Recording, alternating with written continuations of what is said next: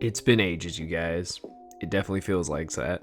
What's going on, you guys? Slim here, finally back with another video. I know it's been a while. It's been under the weather a little bit.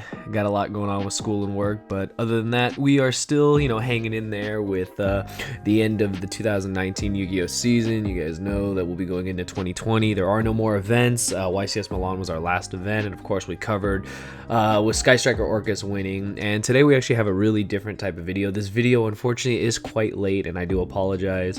But this video, as you guys can tell by the title, is what it is like to top your first YCS. Now, I know a lot of you guys are thinking, why are you doing a video like this?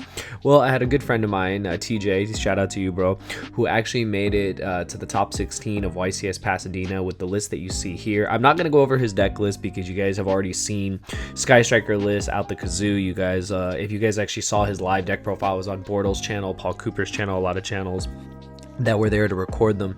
But what I did this time is, since I wanted to feature him, since he's a good friend of mine, I wanted to ask him what it felt like to actually get your first top at a YCS and play not only in the top 32 but also the top 16. He actually went undefeated day one, which was actually quite insane, and I wanted to just get his real insight as to what it felt like, so that if there are any players out there who are struggling to get a YCS top, struggling to burst that bubble, to get that real idea inside the mind of a player, what it's like to reach that feat and to go further, as TJ did going into the top 16. But that sounds interesting. We'll hop into it. If you guys are new here, consider subscribing, hit the notification bell. You guys will get notified when I upload, and I promise there will be more uploads coming. I'm starting to make a list of uploads, and as soon as I find more time, I'll definitely be bringing more videos to you guys. But without further ado, I'm going to get into the questions. I actually submitted him these questions and he gave me some really good answers, so sit back, relax. This will be kind of more like a podcast. You guys can just look at the deck list up on the screen. Like I said, I'm not going to go over the list because we're not doing a real deck review. This is just really to get inside the mind of a player who did achieve this feat of topping their first YCS, and not only making the top 32, but going all the way to top 16 in their first top. I think is pretty amazing. So we will get into it. So the first question I asked TJ was, how does it feel to have your first top? And he told me, honestly, I thought it would feel better, give me some sort of feeling of fulfillment. But after I made top 32, I wasn't excited. I was just more hungry, really wanted to win the whole thing. Even afterwards, looking back at the event, I can't just look back at it as a whole and see it like I got my first top. That is what I've been working for, daydreaming about. I just see it as, what could I have done better? How could I have won all my rounds, won top 16, just do better in general? It all goes back to my preparation for the tournament. It's a really interesting answer if you guys think about that. He didn't look at it like, oh my God, I got my first top. He was hungry to do better than that. He wanted to do better than that. He wanted to win the whole event. And he looks back and, he's trying to figure out, what could I have done differently to, actually, go further and possibly win the whole event. And I really do respect that, because you're not getting someone who is just saying, oh, I got my top. Oh, that's all that matters. He's looking at what he could improve on to actually go further in his next tournament. I really do respect that. So that was a really interesting answer to come from him. Of course, the next question I had to ask him was, why Sky Striker? And everyone's probably just like, because Engage is broken. But his answer was, Striker has been a deck I've liked since its release. I like playing control, and Striker is the best control deck right now, in my opinion. And they naturally can play second, being able to break boards. And I've been playing it for over a year now, so I'm comfortable with it. And I didn't want to relearn a new deck without having a reasonable amount of time to learn the ins and outs of a deck. Very understandable. There's a lot of players who stick with the same deck, that play it the entire format. They play it till the deck dies. And if he's been playing it for over a year, you guys already know Striker's been out for ever. It's the new Burning Abyss. It makes perfect sense to enter a YCS with the deck you're most comfortable with. That's one of the main things we always talk about here on the channel is, your deck may not be the best deck, but it can be the deck you're most comfortable with, and it's something you will have the most success with, instead of trying to crash learn a deck at the last minute. So makes a lot of sense right there. The next question I had to ask him, because the one thing I will talk about his deck list here, you guys notice he is playing 6 Floodgates, and that was the question. I said, what was your reason for main decking the 6 Floodgates? And he said, so far, the most part of the Striker deck has its core, and there's roughly 15 interchangeable cards, and they change the way it plays. I tested a lot of theories, a lot of different theories. I tried Demise with Into the Void, and just tried Turbo Engage / traps. I tried hand traps and Foolish Goods, the YCS London lists, which with Compulse Compulse and Lost Winds. If you guys remember that list, he used Compulse, he used Lost Wind, he used other traps as compared to the Floodgates that TJ played. But with all these lists, it fell victim to the same problem. All those cards are good if you see them multiples in any combination, but because of variance, it's most likely that you open one rather than multiples. So because of that sole reason, I wanted to find cards that can stop pushes by themselves rather than needing two cards to accomplish the same goal. It's just more efficient and it makes the deck better. Basically, in layman's terms, he's saying that he would rather have access to one card, one Floodgate, and be able to use that in order to, shut down his opponent or stop his opponent from playing.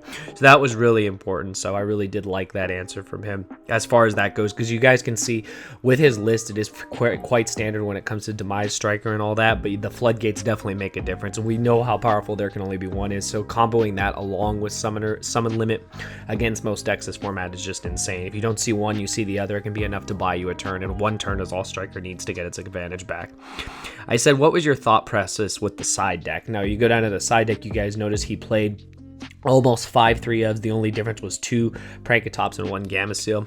And he told me, so the side deck was the only part of the deck that wasn't solidified. The Evenleys and the Kaiju were only last minute cards put in. They weren't other cards that were just blank spots. But the way I built the side and the way I side decked was using this rule. I don't side out any more or any core cards or draw cards, only defense for more deck specific defense. So for instance, with the Orcus matchup going second, I'd side out my There Can Only Be Ones and Summon Limits for Lancia and System Down. Depending on the build I was facing, I would side only 2 Lancia and 2 System Downs, keeping in 2 There Can Only Be One. Also with the matchup, try holding System Down as long as you can, because the later the game goes, the more of a blowout it becomes, and it becomes a bomb. So that's really interesting. So he does have a very good, side deck strategy, and that is important. You never really want to remove like your core cards when you're playing your deck. You want your core to stay the same, and you want to just interchange the cards that are interchangeable within the matchup. So I really like that answer. I think a lot of you that struggle with side decking, myself included, can learn from something like that. Is you never want to take away the core element of what makes your deck your deck. You want to be able to, interchange cards that can be replaced and can just improve your matchup overall. So I think that's really important. Next, I asked him, would you make any changes to the deck? I had to ask because, yes, he did very well with the deck, but, you always ask players, if you could go back, what would you change? And he said, I wouldn't make any changes to the main deck as of right now. I thought the list was perfect for the event, but the sideboard could be changed now with the introduction of Orcus Striker. As you guys know, that's what ended up winning Pasadena, as well as Milan. I just have to do more testing against it, but it seems like the change could be done more through the way you play rather than in a card pool. So that's true. You adjust your strategy to the deck more so than changing your side deck, and that can, in itself kind of change how you side deck. So that was just really cool. Next, I asked him, and this is the ones I know you guys are waiting for, is what was it like playing in Top Cut? So I've never experienced playing in Top Cut before, obviously, but the sports saying just make it to the playoffs because there your regular season record doesn't matter. It's a different game is very true. Top Cut felt different. I was playing at the tables for most of the tournament, and for the most part, everyone was cool and willing to talk and have a conversation. But in Top 32, it felt a little different. Everyone there was more serious, but that's what's to be expected. So I just kind of shook it off, but after that came Top 16, and I swear the moment the last person lost in Top 32 and left 16 in the tournament, it became really intense. No one was threatening or anything like that. It was just the feeling of everyone was giving off. You saw the cliques of the pro players discussing what decks are in Top Cut and how to play against it. Best way to describe it is like being the new kid in high school. Top Cut presented me with a feeling of confidence yet nervousness all at the same time. Truly an experience that would be hard to replicate in a testing group. Definitely a one-of-a-kind experience, and I can't wait to make it back. So those of you that are wondering what it's like, yes, it is nerve-wracking. It is nerve-wracking to be in Top Cut. It's a different element than playing at the regular tables all day. You get into a closed-off area of 32, and then it shrinks to 16, and then it continues to shrink as the tournament goes on. So you guys can see from the answer TJ gave me that, it does change. It does get nervous. You do feel confident that you made it this far, but, there is a sense of nervousness. You recognize a lot of pro players, and it can be intimidating. But I give him kudos again for keeping his cool and, making it not only through Top 32, but making it into Top 16. I asked him, what would you say the biggest lesson you learned was now that you have played in Top Cut? He told me preparation is everything. There's so much that goes into topping an event. It's no wonder I haven't topped before. I didn't put the necessary work in. It's really humbling when you read that. I thought I was doing enough, but it wasn't. Even now after the event, I wasn't fully prepared for it. In Top Cut, you see the preparation the pros put in. They're prepared for everything in Top 32. Everyone knows what you're playing now. Your techs aren't secret, and they know how to play around it. You have to fundamentally and technically sound and understand mind games to go far. So you basically really need to go over and beyond when you're playing in the Top Cut. For those of you that do make it into the Top Cut, this is like the biggest thing you can learn, is that you have to go into the Top Cut knowing that your opponent knows what deck you're playing. Any surprise techs you had in the early rounds, any surprise techs you had, they're out in the open now. Everyone knows what everyone is playing and they know how to play around it. So the key is to keep your cool and just play your game. And I think that's one of the best things you can take away from this video, is just to continue playing your game no matter how far you get into Top Cut. And the last thing, I just asked him, is there anything else, any shout outs, anything like that you want to give? And he says, if anyone wants to know more about the preparation needed to do well in a tournament, I highly recommend reading Road to the King by Patrick Hoban. I generally feel I wouldn't have done as well as I didn't had I not read it. The book gave me a lot of insight into the mind of Pat and helped me get my first top. I wanted to shout out my girlfriend Kim for always being my rock, my locals, Mad Alpaca Games in Fairfield, California, my testing group, and Team Squatting Dogs. So those are the questions. I hope this video got to you guys. I hope that it answered a lot of questions for anyone that's ever wondering what it's like to top a YCS. This isn't a question I think a lot of people really ask. I don't think this is something that people will go into real in-depth about, but I was really happy that I was able to feature TJ's deck, as he is one of my friends. I have played him before, at locals and stuff like that, and I'm just so proud of him for seeing, how far he's come as a player. And, congratulations, bro, from me and from everybody, in Cali. We're so proud of you. You made us so proud. Top 16 is amazing for your first top. You went over and beyond, and, you really put in the work, and clearly these answers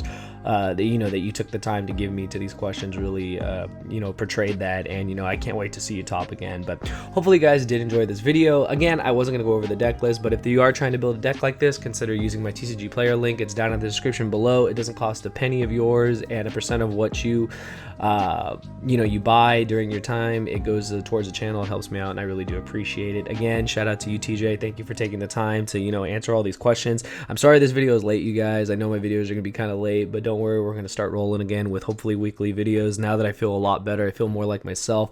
Trust me, there's nothing worse than being sick. I can tell you guys that. Like, I don't know how some of you guys play events being sick. Like, it's just like, I can't. The last thing I can think of is playing Yu-Gi-Oh when I'm sick. But I'll tell you guys right now that I'm super ready for the ban list. I'm super ready to make my predictions. I'm super ready to see what's going to happen in this new format. But Striker has been around for so long. I feel the deck is still going to be played. As long as this card exists, I feel like it's always going to be played. But we'll see what happens when that list finally drops, hopefully sometime next month in the new year. But yeah, I hope you guys enjoyed the video. Hopefully it's a little different. If you guys did, communicate that with me. Give me the thumbs up. If you ever want me to talk to people what it's like to play into first nationals, first other events, stuff like that, just let me know. We'll definitely be bringing more videos like that to the channel. But I hope you guys enjoyed. Give it a thumbs up, and thank you for watching.